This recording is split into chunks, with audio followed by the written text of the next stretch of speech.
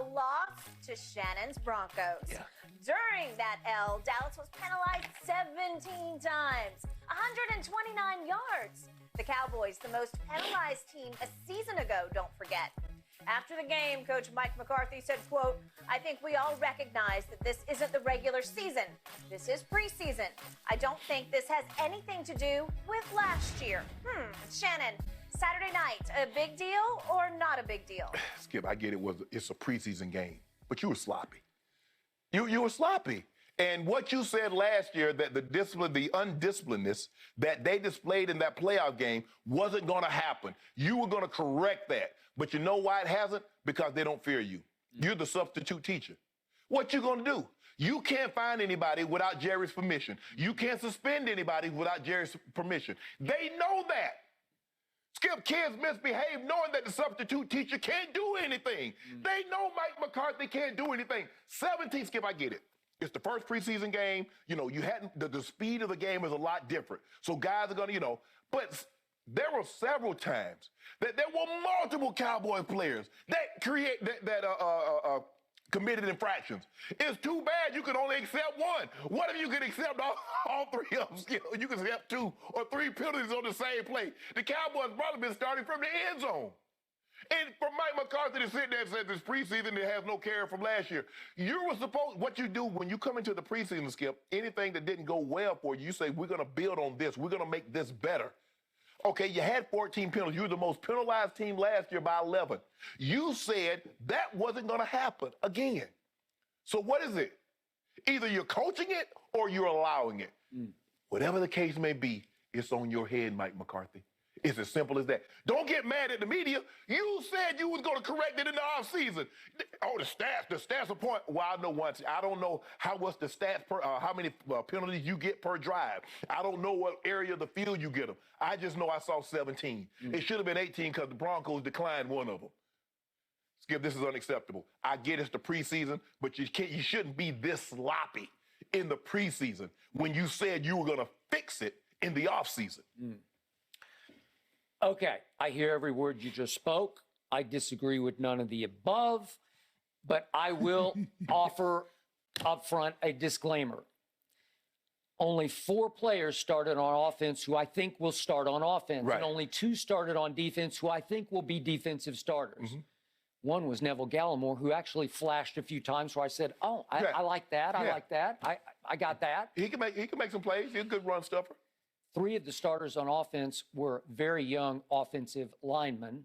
One I'll get to in a moment, Tyler Smith, the first-round pick. And then Steele's on the outside, and Biotish is the center. So they're all young, and so I'll give you some break there. Now, I counted 22 called penalties, only 17 accepted. So 22. Think about that. 22 times they got flagged for penalties. They don't keep preseason penalty records very concisely, so I'm not sure. If that's a record or something, It's somewhere up there in record territory, okay?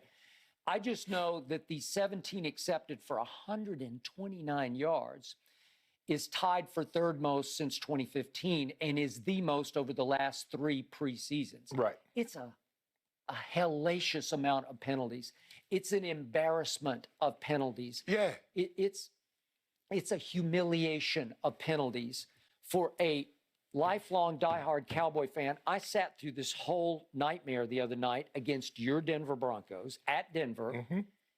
They pretty much had their way on offense against my defense. Again, a few flashes here or there. Dante Fowler actually made 1 play. Then he got a personal foul call, and they took him right out. But my point is this. You led the league in penalties last year. You set the franchise record for playoff penalties in a game against the San Francisco 49ers because you weren't ready to play them. You came out of your locker room not ready, and you basically got blown off your own field. You rallied late, but it was too little too late. You know, everything that happened. Clearly, the 49ers were readier to play, and clearly they proved on that day to be the better and far more physical football team because they were just ready to play football. And I never think of a Mike Shanahan, Kyle Shanahan football team as that physical, but you played for the father. And That was physicality to me, where you got manhandled in your own building. Well, Skip, you got to be physical when you go on the road. That's correct. Because now all of a sudden the crowd noise comes into the play, and so you can't. The razzle dazzle is not going to work. You line up, button that chin strap, and you fire up the ball. It's as simple as that. It's like you guys at Tennessee. I called it the most physical playoff game I've ever witnessed. I was in the front row of the press box, and you guys just went in there, and it's just. It's manhood versus manhood, right? Yeah, it's you versus me. What was the score? It was low score. It was, I think 24-10. Okay. We blocked it. Ray ran a pick back, and I think we blocked the field goal and ran it in for a touchdown also. It was Ravens, Titans. Yeah. What 2000. It was a 2000 season. 2000. Yeah. Okay, all right. My point is this.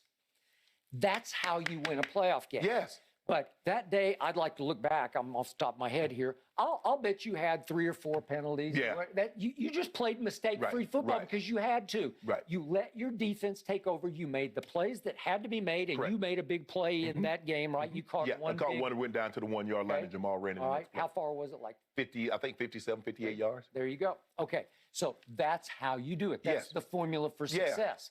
So you have a whole offseason to instill a new sort of culture here that is unacceptable. Right. And even though it's a lot of backups playing, it was not unacceptable at all. And this team has no urgency and no fear factor whatsoever instilled in it by the head coach. So do you think any of those even young players lost any sleep over 17 accepted penalties for 129 yards? None. It cannot be allowed. And the irony of ironies, I guess it was so fitting for me. It was so utterly, painfully predictable. They draft Tyler Smith in the first round of this past NFL draft.